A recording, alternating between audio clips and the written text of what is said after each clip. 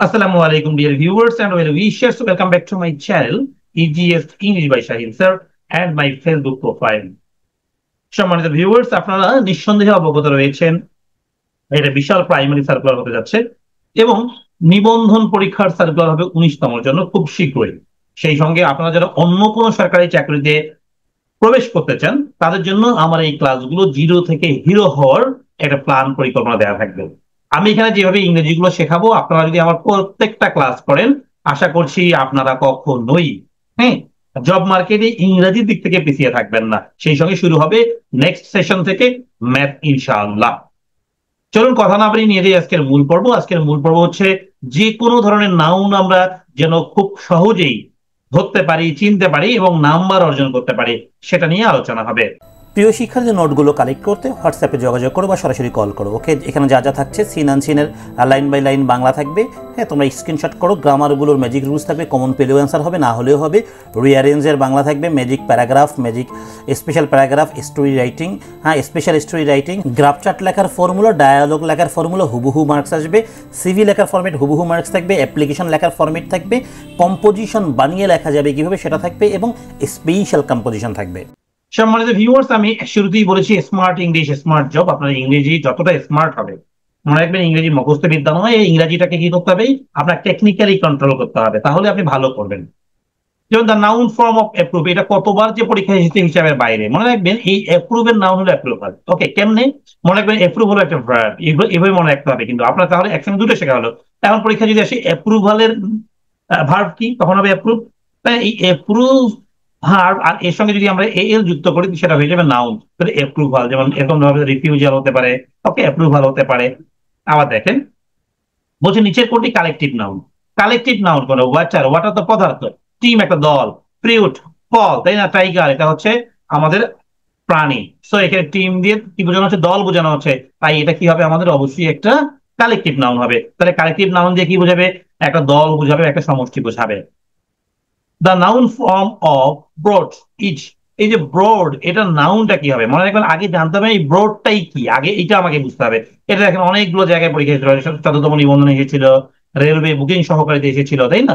এখানে আমরা খুব সহজে দেখেন আমি দিয়েছি অ্যাডজেক্টিভকে নাউন রূপ করতে হলে স্পেলিং পরিবর্তন করতে হবে। তবে ব্রড ওটা কিন্তু অ্যাডজেক্টিভ ছিল, ওটাকে যদি আমি কি করতে চাই নাউন করতে চাই স্পেলিংটাই একবার চেঞ্জ করে দেবে, ব্রড থেকে ব্রেড, ওকে প্রশস্ত, তারপর টি এই যুক্ত করে আমরা কি করলাম, অ্যাডজেক্টিভ করলাম এখানে। What kind of noun is army, army কোন ধরনের নাউন, আর্মি কি একজন না অনেকজন, অনেকজন মিলে বোঝায়, সো এটা কালেকটিভ নাউন। তারপর আর্মি মানে সৈনিক দল, এটা সৈন্যের একটা দলকে বোঝানো হয়। তাহলে কি হতে পারে, ক্লাস, ফ্যামিলি, টিম, আর্মি, এগুলো মনে রাখবেন, এগুলো সবগুলো কি হবে collective noun. Which one of the following is an abstract noun, নিচের কোনটি অ্যাবস্ট্রাক্ট নাউন। আমরা জানি কিন্তু অ্যাবস্ট্রাক্ট নাউন কোনটা বলেন দেখি, যে নাউনটা অদৃশ্য, এই যে আমি বলে দিয়েছি বোধগম্য বা অদৃশ্য নাউন এগুলো, যেমন ট্রুথ সত্য, এই সত্যকে আমরা দেখতে পারি, এটা দেখা যায়, ধরা যায়, ছোঁয়া যায়, নো। সো এটাকে আমরা কি বলবো বলেন দেখি, অ্যাবস্ট্রাক্ট নাউন। ব্যাংক দেখা যায়, ভিক্টোরি বিজয়, হ্যাঁ এটাও কিন্তু এক ধরনের অ্যাবস্ট্রাক্ট নাউন, কিন্তু এখানে বেস্ট যেটা হবে। এবার দেখেন what kind of noun is infant, এখানে অপশন গুলো কিন্তু অন্য রকমের আছে। দেখেন চাইল্ড, চাইল্ডহুড, বয়, গার্ল। চাইল্ডহুড কেন, ইনফ্যান্ট কোন ধরনের নাউন, এটাকে যদি বুঝতে চান তাহলে ইনফ্যান্ট মানে কি মনে করবে, ইনফ্যান্ট হলো শিশু, মানে শিশুর যে একটা অবস্থা সেইটাকে বলা হয়, যেটাকে আমরা কি বলতে পারি, চাইল্ডহুড বলতে পারি, শিশুকাল। ক্লিয়ার? আচ্ছা, সো এটা হবে অ্যাবস্ট্রাক্ট নাউন। কি নাউন হবে, অ্যাবস্ট্রাক্ট নাউন।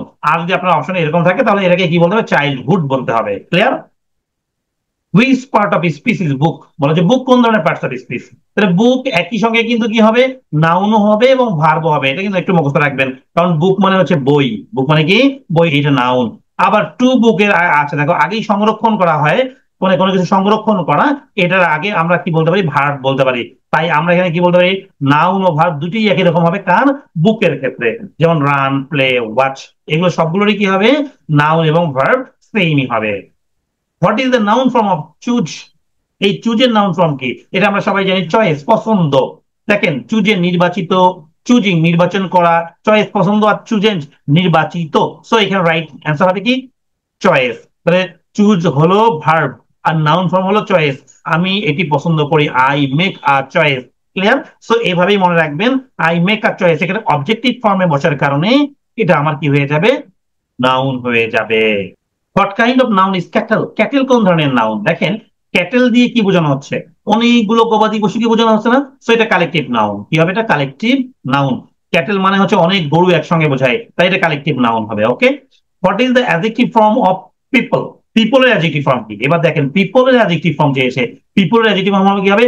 পপুলার। পিপল থেকে কি হবে? পপুলার। ওকে, পপুলারিটি কিন্তু আবার নয়, পপুলার মানুষকে সবাই ভালোবাসে, মানে পপুলার। পপুলার কারা? জনপ্রিয় মানুষ। প্রিয় ভিউয়ার্স, আমার এই ক্লাসটি 11 নম্বর থেকে শুরু হবে আগামী পর্বে। সবাইকে দেখার আমন্ত্রণ জানিয়ে আজকের মতো এখানে বিদায় নিচ্ছি। সবাই ভালো থাকবেন। আল্লাহ হাফেজ।